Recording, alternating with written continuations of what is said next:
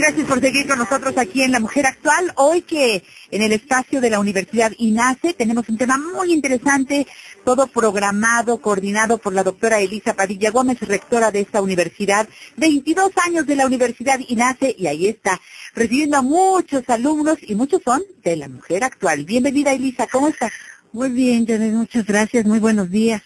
Bienvenida al programa. Estamos en este programa siempre haciendo reflexiones y ayudando mucho a la familia mexicana. Es la intención. Hoy vamos a hablar de la integración de los alumnos con dificultades en el problema de aprendizaje, que para nosotros es un problema, porque la situación del aprendizaje a veces son cosas que se notan, a veces son cosas que no se notan y que hay que detectar oportunamente para que tengan éxito en la escuela y desde que están en la primaria.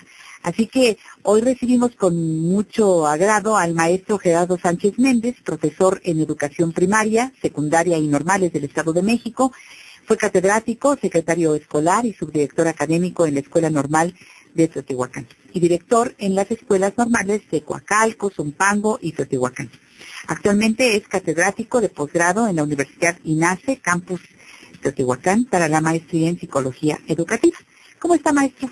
Muy bien. Buenos días. Bienvenido. Muchas gracias. Qué bueno que hablemos de este tema porque son muchas las dificultades que hay en el aprendizaje, ¿verdad? Así es. ¿Las principales cuáles son? Bueno, dificultades de aprendizaje es un término muy general que sirve para describir todas aquellas cosas que impiden que una persona aprenda. En esencia, así es como las consideramos.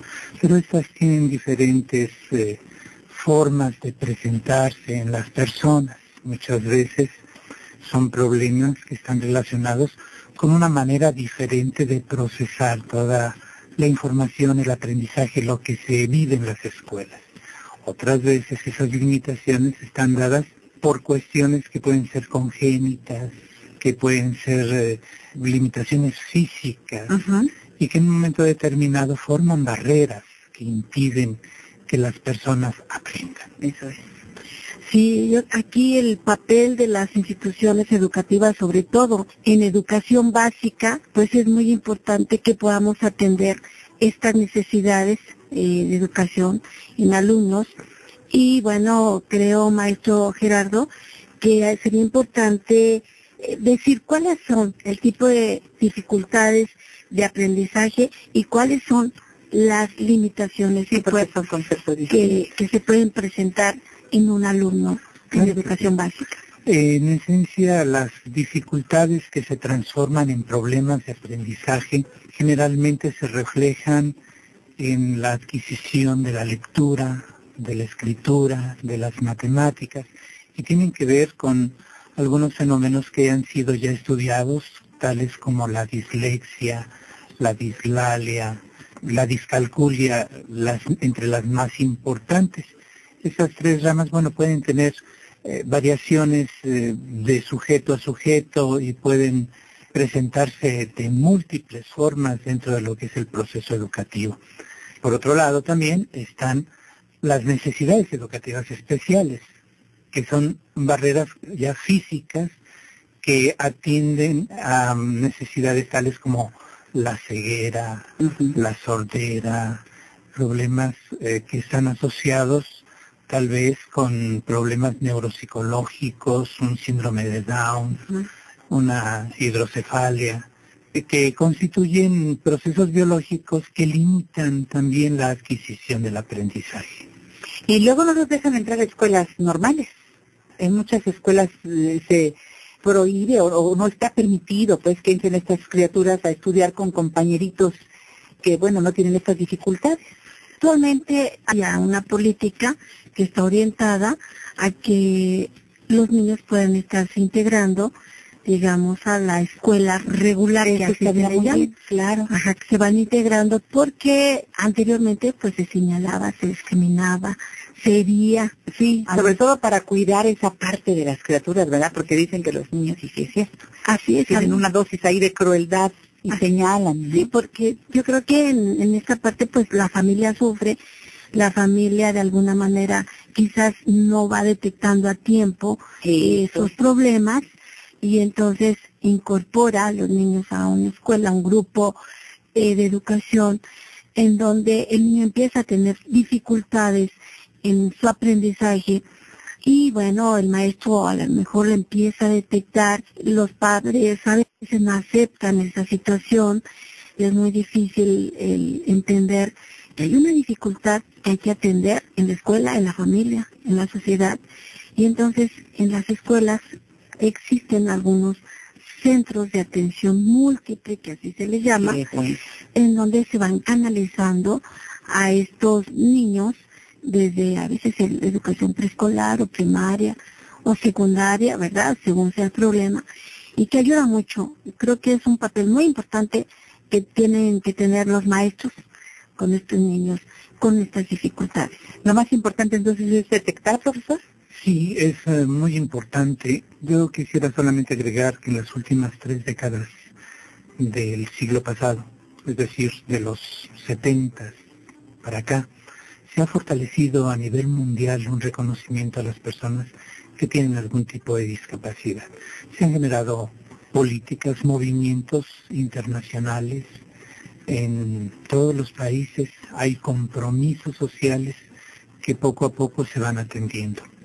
En ese orden de ideas, me parece que nuestra sociedad, nuestra gente, empieza a despertar a la necesidad de reconocer con un mayor sentido humano, con una mayor responsabilidad social, la presencia de estas personas. Detectarlos, bueno, tenemos las dos vertientes. Los problemas de aprendizaje propiamente se van a detectar hasta que el niño empieza a estudiar, cuando ya está en pleno proceso, cuando ha rebasado ciertos límites, cuando ha llegado, por ejemplo, a los 6, a los 8 años y no logra adquirir todavía la lectura. Entonces empezamos a ver que tienen un problema de aprendizaje. Los que tienen barreras para el aprendizaje, los que nacen con alguna discapacidad, como se llamaba anteriormente, pues esos a lo mejor se detectan desde que nacen. Empezando la vida, pues nos damos cuenta que hay que enfrentar un problema. Y bueno, pues la detección debe ser importante y oportuna. Casi 4 o 5 de cada 10 personas sufre algún problema de aprendizaje y lo lleva toda su vida consigo. Hay quienes no terminan de aprender a leer, pero pues empiezan a sobrevivir en la sociedad. Sin embargo, al detectarlos a tiempo, da la oportunidad de ejercer algún tipo de intervención, alguna propuesta que permita mejorar su vida. Claro, que es de lo que se trata, de hacer equipo con ellos. Primero, detectar que hay un problema, buscar la ayuda correspondiente para que tengan un desempeño lo mejor posible de acuerdo a sus características. Así es, incluso en las escuelas primarias, secundarias hay adecuaciones curriculares. Exactamente. Que son aquellas en donde, de acuerdo a la planeación del maestro, va a adecuar el currículum para que el alumno pueda acceder con mayor facilidad o con menor dificultad a esos aprendizajes escolares. Desde luego que tenemos que ser tolerantes como maestros, comprensivos, porque no van a alcanzar los mismos niveles que los demás alumnos. Evidentemente, y hay que estarlos estimulando, y los pequeños logros que tienen. Y la motivación es importantísima.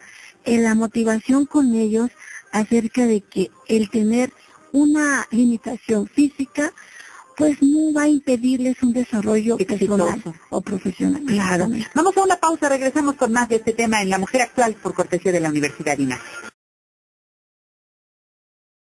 Seguimos en La Mujer Actual hoy con la presencia de los invitados que trajo la doctora Elisa Padilla Gómez, rectora de la Universidad INACE. Y por cierto, hablando de la Universidad INACE, quiero recordarles la página www.inace.edu.mx. Repito, www.inace.edu.mx y el teléfono del campus en la Ciudad de México, en la Colonia Roma, en Yucatán 27, es 5511-6448, 5511-6448, para que se inscriban, Elisa Padilla. Sí, mira, nuestras queridas radioescuchas que si tienen una amiga, un amigo o ellas quieren estudiar, pues estamos aquí con inscripciones abiertas en la maestría de Psicología Educativa, en la maestría de Pedagogía, en el doctorado en Educación, en algunos de nuestros campus, en Zumpango, en Teotihuacán, en el puerto de Veracruz, en Coatepec, Veracruz, en Acambay, aquí en el Distrito Federal. Las inscripciones están abiertas y desde luego que la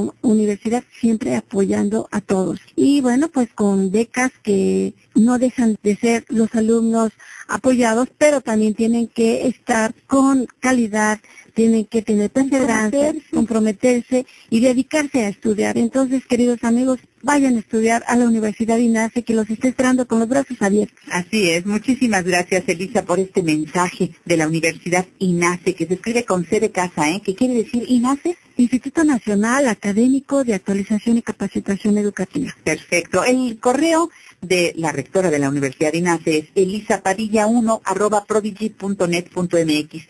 Hoy con el tema la integración de los alumnos con dificultades en el aprendizaje escolar a escuelas primarias. Hemos aprendido hoy muchas cosas interesantes con la doctora Padilla y con el maestro Gerardo Sánchez Méndez, que pues tiene toda la autoridad para hablar de este tema. Y hoy con un invitado muy especial, el ingeniero Arturo Hernández Tapia. Él trabaja en la Universidad INACE hace ya 3 años. Él tiene un problema de dislexia y sin embargo ya es ahora un profesionista exitoso, muy comprometido. Lo hemos apoyado mucho en la universidad y eso es lo que tenemos que hacer las instituciones, apoyar a quienes presentan de alguna manera algún problema, alguna discapacidad, e integrarlos a la sociedad. Ingeniero, ¿cómo ha sido su desarrollo? Sí, muchas gracias. Les agradezco mucho el estar aquí en Radio Fórmula. Yo le agradezco mucho a la doctora Elisa Padilla el darme la oportunidad de laborar en esta institución, la cual pues con la convivencia con los docentes, alumnos, administrativos, me ha ayudado a corregir este problema. Sin embargo, quisiera decir que sí me ha ayudado muchísimo la convivencia con los alumnos, los maestros, la misma doctora, la confianza que me ha brindado. Yo he tratado de corregir mi problema y sí, en un 80% yo hasta ahorita he podido corregir este problema. Me da alegría escuchar tu testimonio. Este testimonio va a servirle a muchas personas que digan, no, es que yo no puedo, es que yo tengo algo que me impide continuar en la vida. Bien, aquí está este testimonio de Arturo Hernández Tapia. Uno entiende por dislexia, a ver, nada más cuando escribe, y la dislexia es mucho más que eso. Bueno, es que hay dislexia también, que es cuando habla. Entonces hay diferentes ramificaciones y en cada caso hay una circunstancia especial o particular.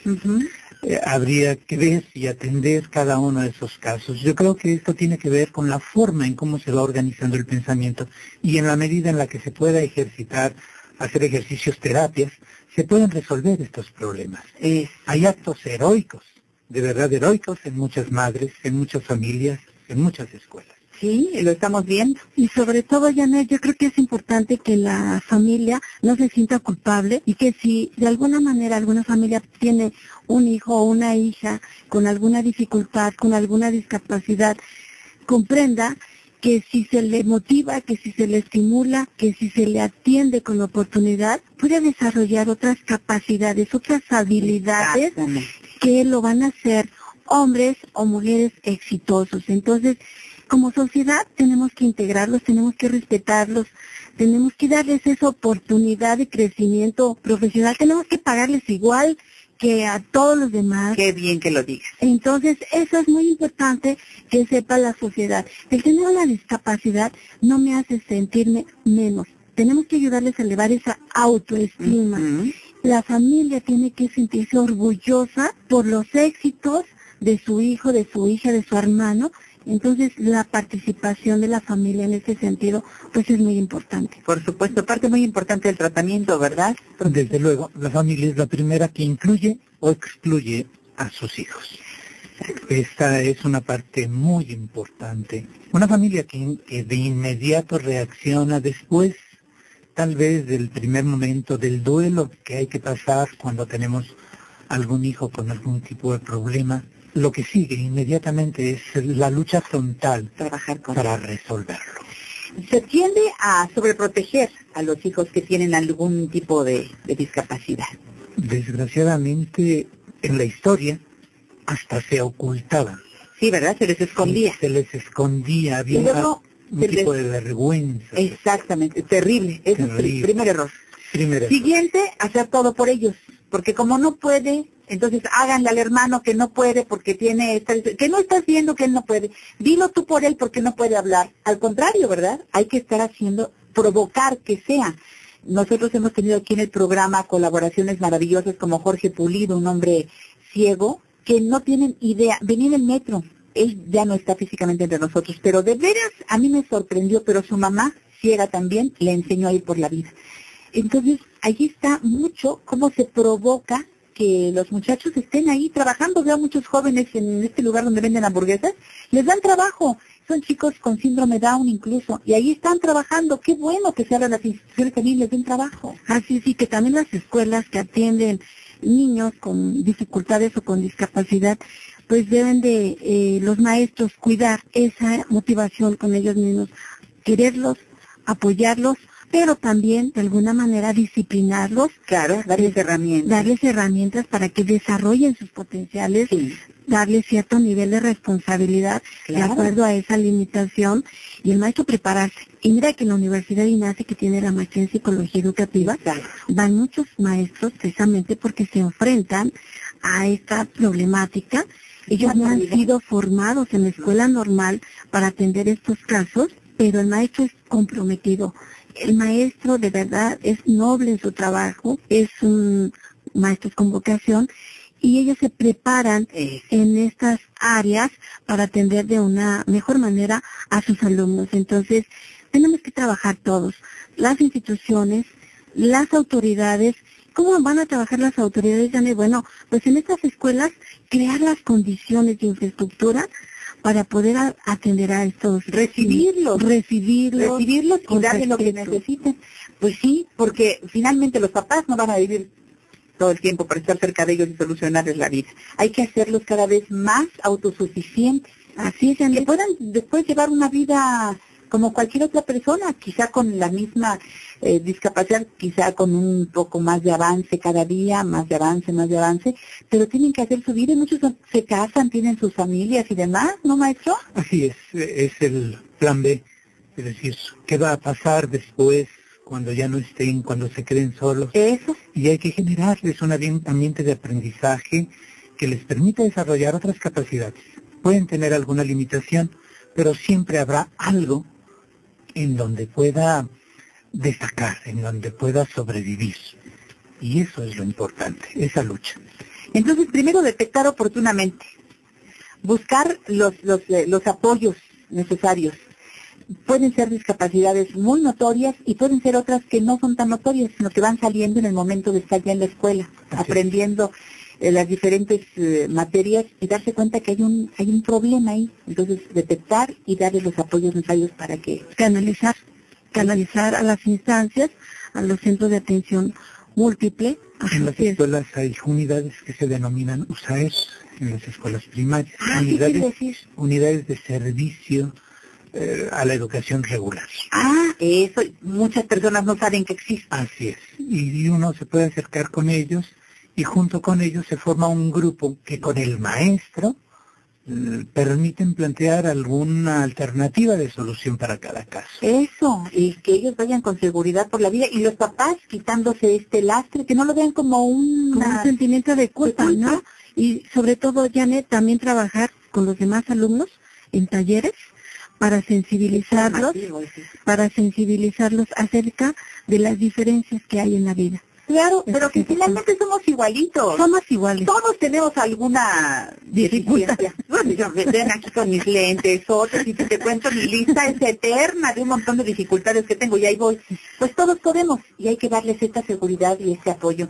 Qué gusto conocer al ingeniero Arturo Hernández Tapia, Gracias por haber venido al programa. Gracias también al maestro Gerardo Sánchez Méndez.